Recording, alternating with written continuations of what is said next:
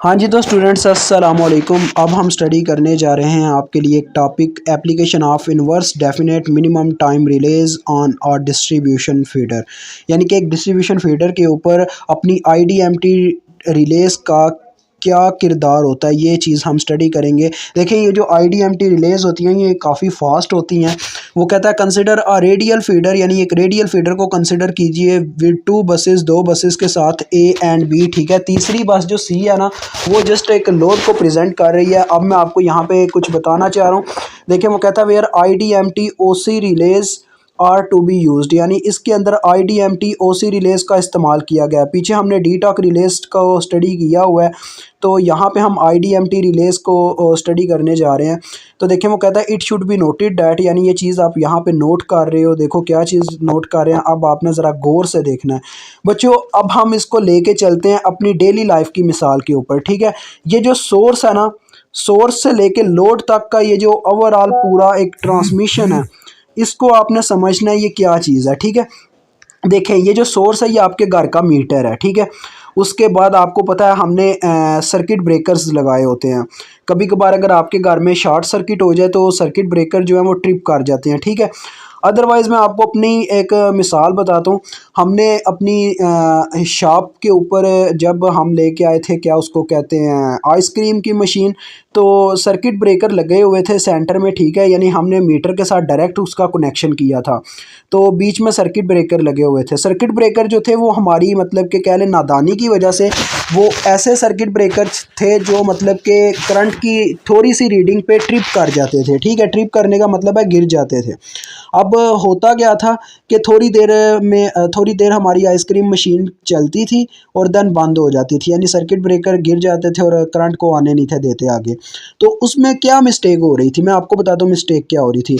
Circuit breakers जो होते हैं ना वो डिफरेंट टाइप्स के होते हैं और उनके लिए ना फॉल्ट करंट्स की ना एक लिमिट सेट की गई होती है, यानी कि यहाँ इस लिमिट से करंट अगर जो है वो मज़ीद आगे बढ़ जाती है, यानी कि इससे आगे निकल जाती है, इससे ज़्यादा करंट आता है आपका मीटर की जानिब से, तो सोर्स मतलब यहाँ पे तो आपका सोर्स है ना, तो क्या करना है, सर्किट ब्रेकर ने ट्रिप कर जाना, यानी कि उन्होंने गिर जाना और वहीं पे करंट को स्टॉप कर देना, ये इसका मतलब है।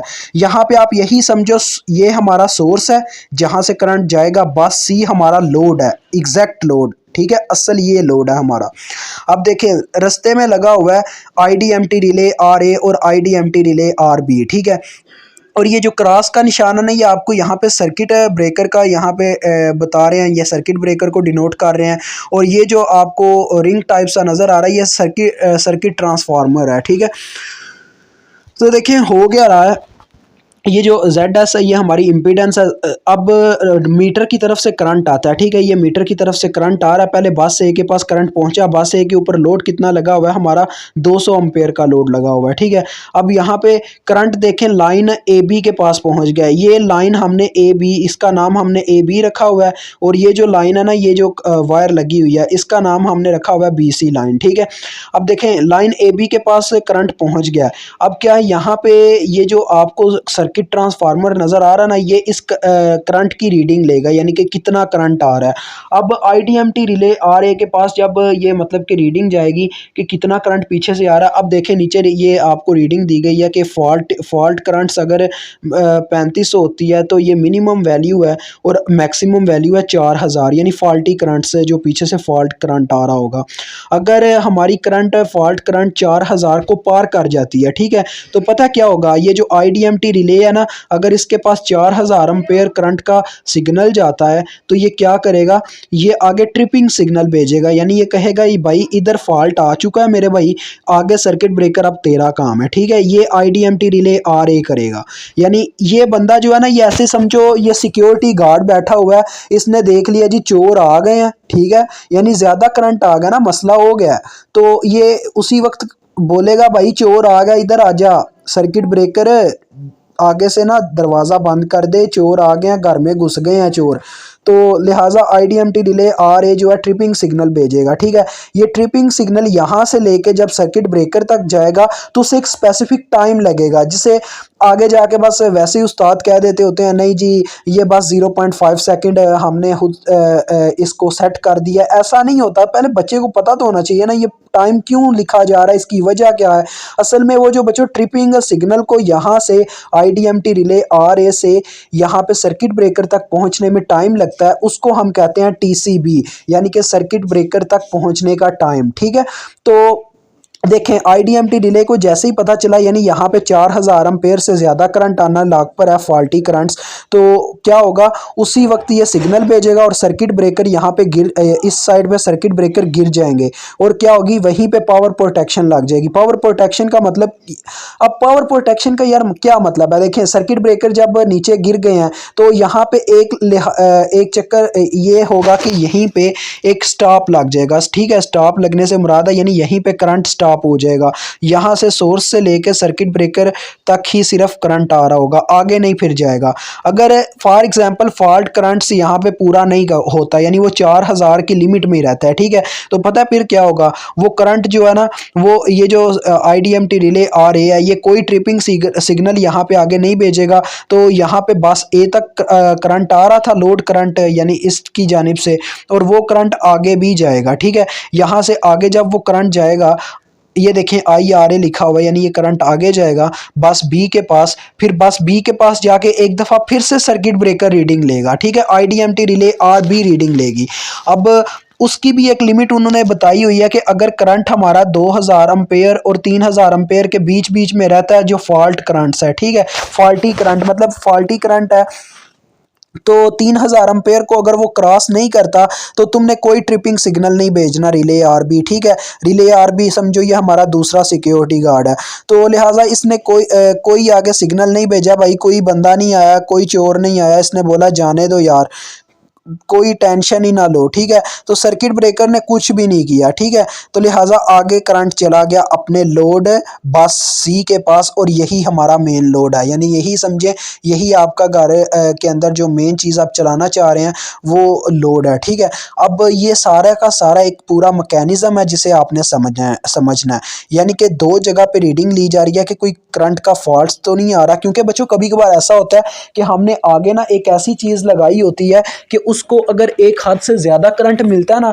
तो उसके कहने के डैमेज होने का खतरा होता है। डेट्स वाई सर्किट ब्रेकर्स लगाए जाते हैं और आईडीएमटी रिलेज का इस्तेमाल किया जाता है। आईडीएमटी रिलेज जो है सर्किट ब्रेकर को जस्ट उन्होंने बस एक सिग्नल भेजना है। ठीक है, मेन काम उनका यही है।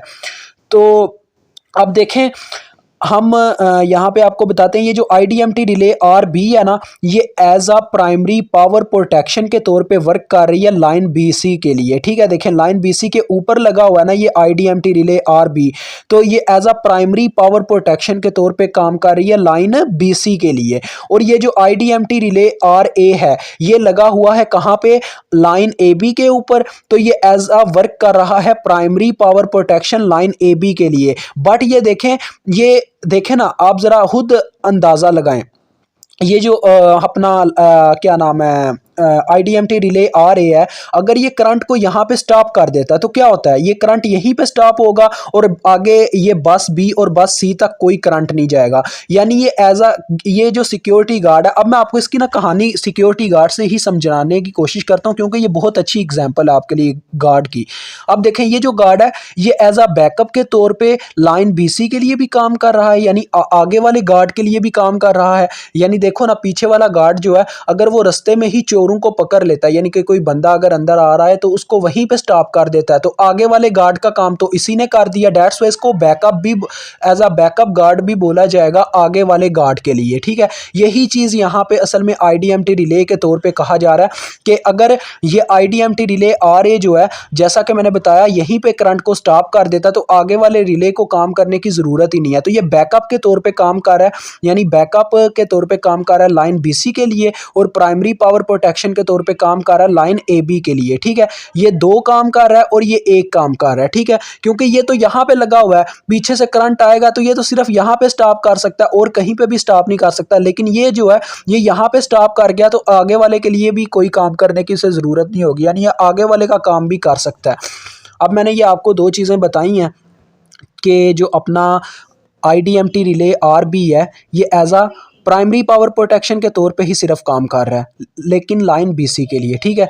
जबकि जो अपना आईडीएमटी रिले आ रहा है ये प्राइमरी पावर प्रोटेक्शन के तौर पे काम कर रहा है लाइन एबी के लिए, और बैकअप पावर प्रोटेक्शन के तौर पे काम कर रहा है लाइन बीसी के लिए, यानी इसका काम भी बैकअप के तौर पे पीछे काम कर रहा है ये।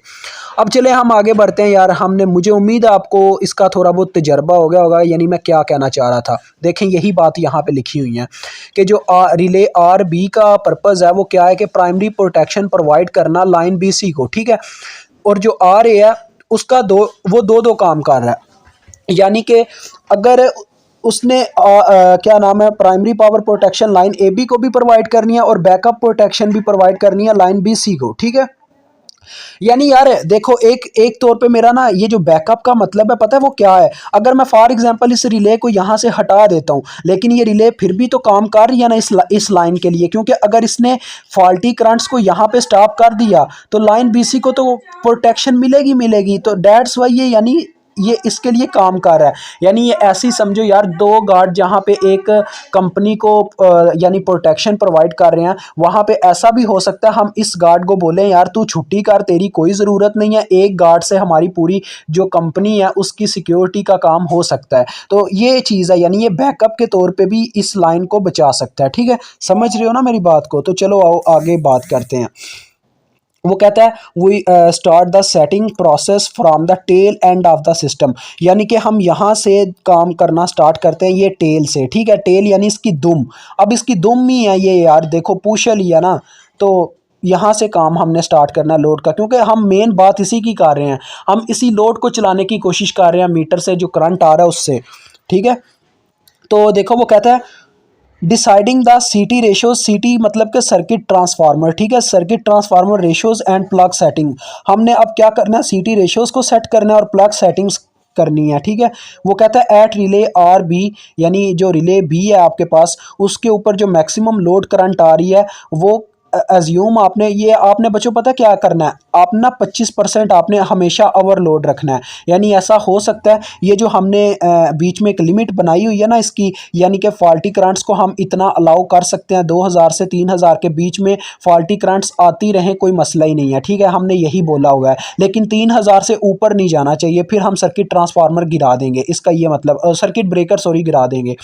तो ये जो बीच में थोड़ी सी हमने लिमिट यानी कि थोड़ा सा गैप दिया हुआ है ना, इसकी वजह से क्या होता है कि अपना हम यानी कि लोड करंट भेजते हैं उसका 25% मजीद हमें भेजना पड़ता है, ठीक है। अब देखें यहाँ पे बस बी के लिए ये जो रिले आर बी लगा हुआ है, रिले आर बी के लिए जो आगे लोड है यानी जो उसने लोड आगे चलाना है वो 80 एम्पेयर का लोड है, लेकिन वो कुछ ओवर भी कर सकता है। जैसा कि मैंने बताया था कि ये यहाँ पे देखें इसको अलाउ है कि ये 2000 से 3000 के बीच में फॉल्टी करंट्स को अलाउ कर सकता है। डेट्स वाई ये 25% ज़्यादा करंट यहाँ पे होल्ड करके रखेगा। 80 एम्पेयर उसको आगे भेजनी है लोड को, लेकिन ये क्या करेगा 25% 80 एम्पेयर का मजीद आगे भेजेगा, यानी हो सकता है कि 25% ऊपर भी ज़रूरत पड़ जाए, ठीक है।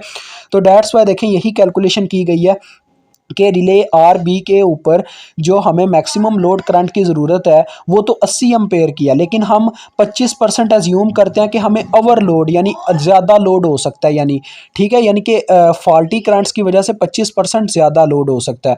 तो हमने 25% 80 एम्पेयर का ज़्यादा आगे भेजना है, ठीक है। तो देखें 80 ampere plus 25% of 80 ampere is equal to, तो देखें 80 का अगर हम 25% निकालते हैं ना तो हमें मिलेगा असल में 20 एम्पेयर, ठीक है। तो 20 और 80 कितना होता है 100 एम्पेयर होता है, ठीक हो गया।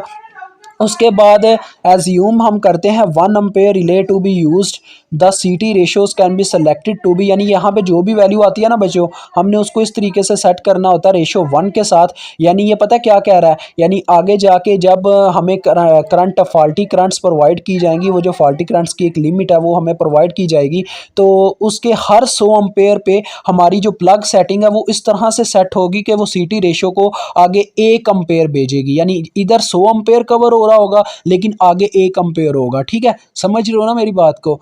ये इसी तरह से जैसे ट्रांसफार्मर होते हैं ना, ट्रांसफार्मर आपको पता होगा स्टेप डाउन या स्टेप अप ट्रांसफार्मर होता है, तो ये उसी की तरह ही है, यानी कि पीछे 100 एम्पेयर करंट आ रहा है लेकिन आगे यानी पीछे 100 वोल्ट्स आ रहे हैं और आगे 1 वोल्ट बस जा रहा है आउटपुट के तौर पे, ठीक है। ये एम्पेयर के केस में इस तरह से बात चल रही है।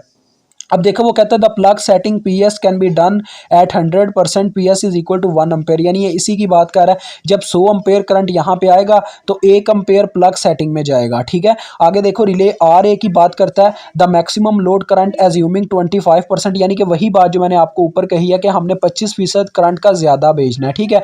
अब यहाँ पे कुछ बच्चे कंफ्यूज हो जाते हैं कि 160 में 80 अम्पेयर कैसे आ गया, हमने तो सिर्फ रिले आर ए के ऊपर 160 अम्पेयर लोड के तौर पर पढ़ा था। अब ये देखो बच्चों, ये रिले आ रही है, इसके आगे कितना लोड लगा हुआ है चेक करो ज़रा। ये रिले आ रही है, इसके आगे एक तो ये 160 का लोड लगा हुआ है, देन आगे जाके ये 80 एम्पेयर का लोड लगा हुआ है, ठीक है। यानी अगर मैं यहाँ से लोड को मापना शुरू करता हूँ तो मेरे पास आगे 240 एम्पेयर का लोड लगा हुआ है। तो पहले मैं यहाँ से यानी नाप रहा था तो मेरे पास आगे सिर्फ 80 एम्पेयर का लोड लगा था, लेकिन जब मैंने यहाँ से नापना शुरू किया तो मेरे पास आगे 240 एम्पेयर का लोड लगा है। और अगर मैं आगे कभी यहाँ पे आके नापने की कोशिश करता हूँ तो मेरे पास कितना लोड लगेगा, ये देखें 200 और 160, 360, 360 और 80 अपने पास हो जाएगा टोटल कितना, 360 और 80 हो जाएगा टोटल 440 एम्पेयर का लोड। यानी हमने ये ऐसे ही यानी कि पीछे वाला सारा लोड उठा के रखना है, ठीक है। जितना भी आगे पूरी लाइन का लोड लगा होगा ना वो सारा हमने उठा के रखना है, तो सारा बीच में शामिल होता चला जाता है। डेट्स वाई यहाँ पे 240 लिखा हुआ है, यानी 160 जमा 80। तो देखें 160 जमा 80 का ही आगे फिर से 25% हमने ऐड किया जो कि फिर टोटल बनता 300 अम्पेयर, ठीक है। 300 अम्पेयर जैसा कि मैंने आपको बोला था यहाँ पे जो आती है ना वो सी टी रेशो आ रही होती है। सी टी रेशो हमें ये बताती है कि कितना अम्पेयर करंट पीछे आए तो हमने 1 अम्पेयर करंट आगे कंसिडर करना है, यही चीज़ है। अब यहाँ पे 300 अम्पेयर आया तो वो हमें कह रहा है जैसे ही सी टी रेशो यानी कि सर्किट ट्रांसफार्मर पर 300 अम्पेयर करंट आए करेगा तो वो आगे 1 अम्पेयर का सिग्नल भेज देगा, ठीक है। यही चीज़ यहाँ पे देखें लिखी हुई है, देख लें। Assuming 1 ampere relay to be used, यानी कि रिले के पास 1 अम्पेयर का सिग्नल जाएगा when circuit transformer ratio can be selected to be 300:1, यानी कि 300 अम्पेयर करंट आ रहा है पीछे से तो आगे 1 अम्पेयर का सिग्नल जा रहा है। तो प्लग सेटिंग देखें can be done at 100% P S is equal to 1 ampere. ये बात वही बार बार कर रहा है प्लग सेटिंग की बच्चों, वही बात है कि यानी कि ऊपर वाले पे ये था कि 100 अम्पेयर करंट सेट हुआ था, यानी कि 100 अम्पेयर करंट होने पे प्लग सेटिंग के पास 1 अम्पेयर जा रहा था, लेकिन यहाँ पे 300 अम्पेयर होने पे प्लग सेटिंग के पास 1 अम्पेयर जाएगा। अब देखें आगे जाके 3000 करंट अगर आ जाता फॉल्टी करंट्स में तो 3000 करंट आने पे 3000 अब 300 का कितने गुना है, 10 गुना है ना, तो इसका मतलब 10 अम्पेयर करंट आगे उसने भेजा होगा। अभी आपको आगे जाके ये चीज़ें समझ में आएंगी। देखें वो कहता है अब ये इतने बड़े ये चीज़ें पढ़ने की ज़रूरत नहीं है, मैं सीधी सीधी बात आपको बताता हूँ। देखें वो कहता है सिंस आर बी, यानी कि जो रिले आर बी है आपका, does not have to maintain selectivity with any other relay, यानी कि वो किसी दूसरी रिले के साथ कोई सेलेक्टिविटी मेंटेन नहीं कर पा रहा, ठीक है। It can be made to operate the fastest, यानी हम उसको तेज़ी के साथ यानी एक स्पीड के साथ ऑपरेट करवाना चाहते हैं, लिहाजा थस द TMS यानी कि टाइम मल्टीप्लायर सेटिंग जो रिले आर बी किया उसको 0.1 सेकंड पे सेट कर दिया जाता है, ठीक है। Now to maintain selectivity between R A and R B, यानी कि रिले आर ए और आर बी के दरमियान जो हम सेलेक्टिविटी को मेंटेन करना चाहते हैं वो इस गिवन फार्मूले पे डिपेंड करता है। देखो बच्चों, operating time of relay R A for maximum faulty current, ठीक है, और वो हमारे पास बराबर है operating time of relay R B for maximum fault at B plus circuit breaker, यानी कि जो सर्किट ब्रेकर को सिग्नल जाएगा एक टाइम के लिए। मैं आपको ना इसकी कहानी समझाता हूँ असल में ये कहना क्या चाह रहा है ताकि आपको समझ आए, ये फिगर से समझ आती है वैसे नहीं समझ आती।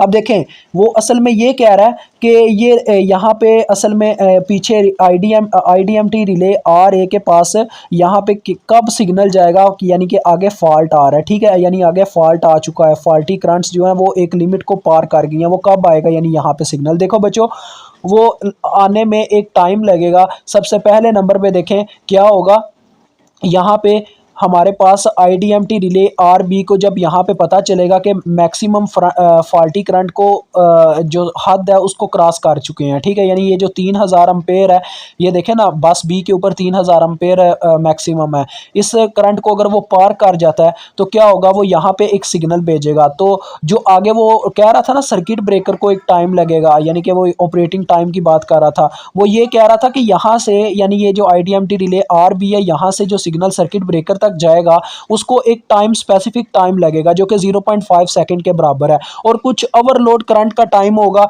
वो भी आपको अभी मैं आगे जाके पढ़ाता हूँ। ये यहाँ पे थे हम, जी बिल्कुल। अब देखें, सबसे पहले मुझे ये ऑपरेटिंग टाइम फाइंड आउट करना है, ये जो रिले आर बी को मैक्सिमम फॉल्ट फाइंड आउट करने में लग रहा है, ठीक है। देखें, वो कहता है the operating time of R B for maximum fault just beyond bus B can be found from, ये हमने आपको फार्मूला, ये आप फार्मूला ऊपर पढ़ चुके हुए हैं, ठीक है। टी आर बी असल में वो टाइम है जो यानी रिले आर बी को लगता है मैक्सिमम फॉल्ट को फाइंड आउट करने में, यानी कि मैक्सिमम फॉल्ट आगे आ रहा है कि नहीं आ रहा अपने बी बस बी के ऊपर, ठीक है, जो कि बराबर है 0.14 times of time multiplier setting divided by plug setting multiplier, ठीक है, 0.02 माइनस 1। अब ये जो टी एम एस है मैंने आपको बताया कि ये 0.1 हमने बाय डिफ़ॉल्ट सेट कर दिया, ठीक है। और जो अपना पी एस एम है इसको मैंने आपको बताया था, ये कैसे आपने मालूम करना है ये मैं आपको बताता हूँ। देखिए, पी एस एम का फार्मूला होता है, ये करंट यानी कि आपकी जो, अब आप बात कर रहे हैं ना बस यहाँ पे आर बी की, यानी बस बी की बात हो रही है, तो आई बी रिले यानी ये ये फॉल्टी करंट्स होगी जो बस बी के ऊपर होगी, अवर प्लग सेटिंग, ठीक है। अब ये आपकी फॉल्टी करंट्स कितनी है मैं आपको अभी बढ़ाता हूँ। ये देखें यहाँ पे लिखा हुआ है फॉल्टी करंट एट बस बी 3000 अम्पेयर, यानी कि 3000 अम्पेयर मैक्सिमम करंट है। तो 3000 तो है ये, और बटे में प्लग सेटिंग लिखा हुआ है।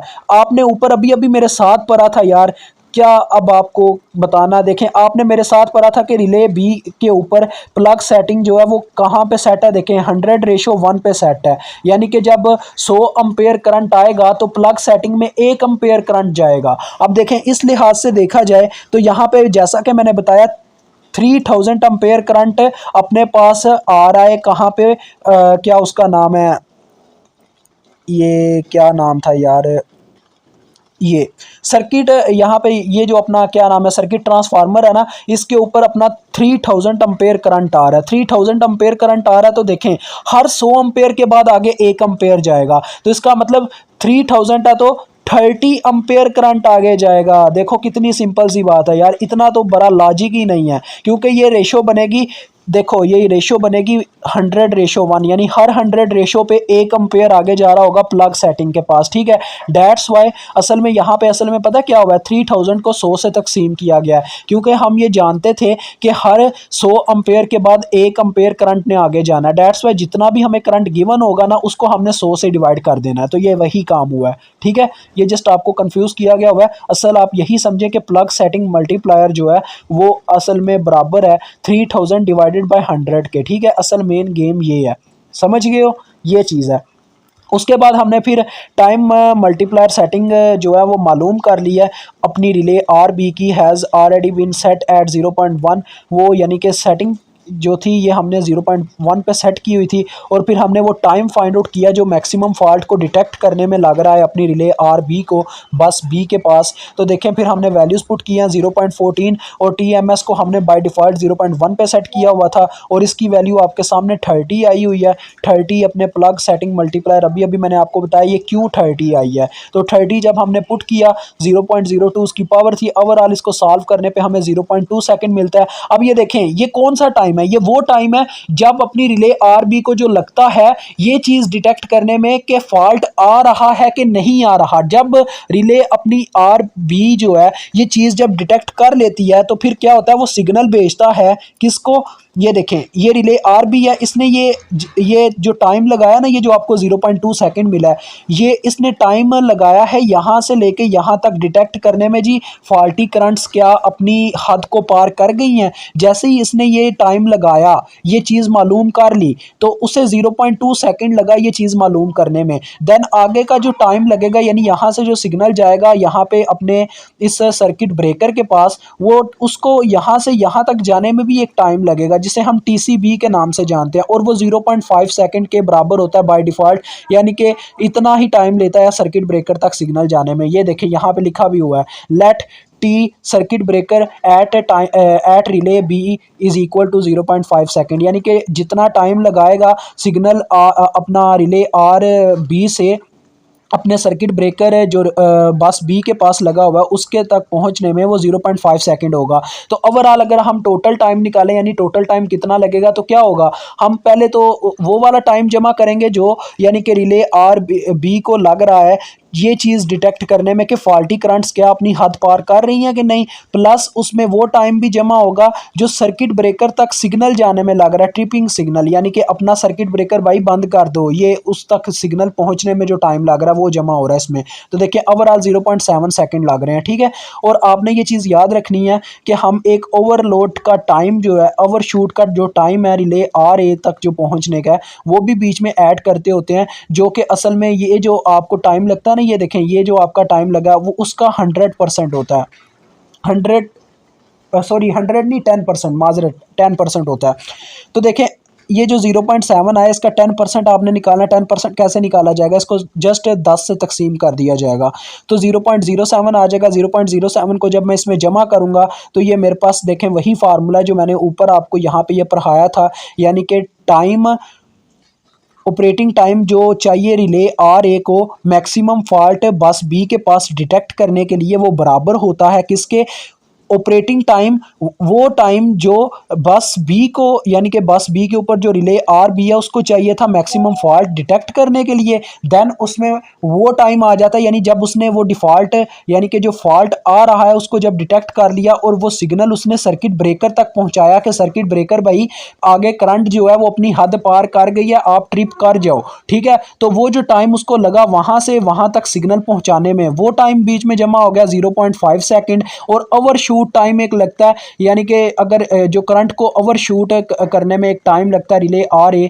पे वो 10% होता है अपने प्रीवियस टाइम का, तो 10% हमने निकाल के उसमें जमा कर दिया, ठीक है। तो ये आपके पास टाइम आ गया 0.77 सेकंड। अब हमने बच्चों पता क्या करना है, ये देखें ये जो फार्मूला है इस फार्मूले में हमने टीएमएस निकालना है किसका, अपनी रिले आर ए का, ठीक है। रिले आर ए का वो रिले आर बी का टीएमएस था जो कि हम बाय डिफ़ॉल्ट हमारा सेट था, लेकिन यहाँ पे अभी हमें क्या करना होगा, अपने टीएमएस निकालना पड़ेगा रिले आर ए के लिए, ठीक है। अब देखें रिले आर ए के लिए हमने टाइम तो निकाल लिया हुआ है, ये वाला टाइम, ये टी आर ए फार्मूला तो आप जानते हैं ना क्या था, टी आर ए यानी टी टाइम यहाँ पे जो रिले को लगता है फॉल्ट अपना चेक करने के लिए is equal to 0.14 TMS divided by PSM यानी कि प्लग सेटिंग मल्टीप्लायर -1, ठीक है। तो अब मुझे इस टाइम का पता है, मुझे PSM का भी पता है, मुझे TMS का नहीं पता। तो देखें मैं यहाँ से फार्मूला बनाता हूँ अपने लिए अपने पास PSM का, ठीक है। अब उसके बाद देखें होता क्या है बच्चों, सिंपल सी बात है, देखें 0.77 मेरे पास आई थी इसकी वैल्यू, ठीक है। अभी मुझे यहाँ पे मेन चीज़ मालूम करनी है पीएसएम। पीएसएम का फार्मूला आपको याद ही है, आई रिले अवर पीएस होता है यानी कि प्लग सेटिंग होता है। आपने वहाँ पे देखा था हमने जब बस अपनी दूसरी रिले आर ए के ऊपर लोड चेक किया था, मैक्सिमम जो लोड आ रहा था वो था 300 एम्पेयर, यानी उसने ये सीटी रेशो यानी कि सर्किट ट्रांसफार्मर ने ये सेटिंग की थी कि 300 एम्पेयर के ऊपर तुमने 1 एम्पेयर का करंट प्लग सेटिंग को पहुंचा देना, ये उसने खुद से कहा था। तो लिहाजा हम यही चीज़ यहाँ पे देखेंगे। अब देखें आपने ज़रा गौर से देखना है, टोटल 3000 एम्पेयर था ना हमारे पास, फॉल्टी करंट है ही 3000 एम्पेयर, तो 3000 एम्पेयर देखें हर 300 एम्पेयर पे 1 एम्पेयर आगे जा रहा होगा। तो सिंपल सी बात है, मैं उस 3000 को 300 से डिवाइड करूंगा तो मुझे पता चल जाएगा कितना एम्पेयर करंट मेरा प्लग सेटिंग के तौर पे आगे गया है, ठीक है। तो 10 एम्पेयर जाता है आगे, ठीक है, समझ रहे हो ना मेरी बात को। तो देखो प्लग सेटिंग मल्टीप्लायर के जस्ट यहाँ पे 10 वैल्यू पुट हो गई हुई है और ये थोड़ा सा मैथमेटिक्स का फॉर्म हुआ है। देखो TMS 0.14 यहीं पर रह गया था, ये उधर जाके मल्टीप्लाई हो गए थे और 10 पुट हो गया PSM की जगह। ये हमने मालूम किया आपके सामने कि कितना करंट आगे जा रहा है। और फिर 10 की power 0.02 -1 over 0.14 which is equal to, ये फार्मूला पुट करने के बाद हमारे पास 0.26 इसका टाइम मल्टीप्लायर सेटिंग आ गया। अब ये तो मुझे पता चल चुका था। अब देखें बस बी के ऊपर ये मिनिमम फॉल्ट करंट अब हम चेक करते हैं, ठीक है। मिनिमम फॉल्टी करंट्स जो हैं उनको चेक करने के लिए सिंपल सी बात है यार, इतना लंबा चौड़ा तो काम ही नहीं है। देखो एक चीज़ अब चेंज हो जाएगी, जस्ट एक चीज़ चेंज होगी, आपकी जो मिनिमम फॉल्ट करंट्स वो था मैक्सिमम फॉल्ट करंट्स, ये है मिनिमम फॉल्ट करंट। तो इसमें सिर्फ पीएसएम चेंज होगा, बाकी सब कुछ एज इट एज रहेगा। देखें फार्मूला वही है 0.14 टीएसएम और डिवाइडेड बाय पीएसएम 0.02 उसकी पावर और -1। अब ये 20 कैसे हो गया, क्योंकि अब देखें अगर हम बस बी की जो रीडिंग है वो चेक करते हैं, तो बस बी की जो यहाँ पे रीडिंग है फॉल्टी करंट्स की वो मिनिमम 2000 एम्पेयर है। ठीक है, हम मिनिमम का भी फिर अंदाज़ा लगाते हैं बाद में।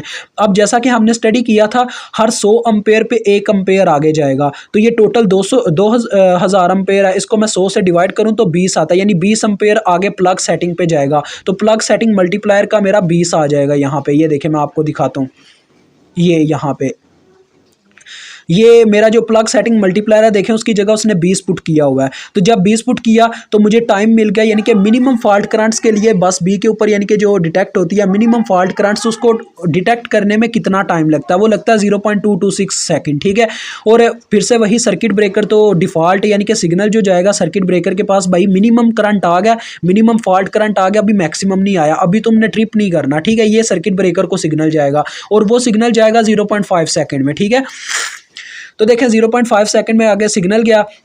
और अगर हम अप्रॉक्सीमेटली टाइम अगर फाइंड आउट करना चाहें कि ऑपरेटिंग टाइम जो आर ए को मिलेगा वो कितना मिलेगा, तो वो देखें कितना मिलेगा। अब यहाँ पे देखें ये बच्चों आपको कंफ्यूज किया गया हुआ है। मैं आपको बताता हूँ ये असल में फार्मूला कौन सा इस्तेमाल हो रहा है। ये वही फार्मूला इस्तेमाल हो रहा है जो आपने ऊपर देखा था कि यहाँ पे ओवरशूट टाइम बीच में ऐड किया जा रहा था। और आपको याद होगा ओवरशूट टाइम 10% होता है टीसीबी प्लस टीआरबी का। तो देखें ये वही काम हो रहा है, टीसीबी प्लस टीआरबी तो हो रहा है, प्लस उसमें ओवरशूट टाइम हो रहा है आर ए का।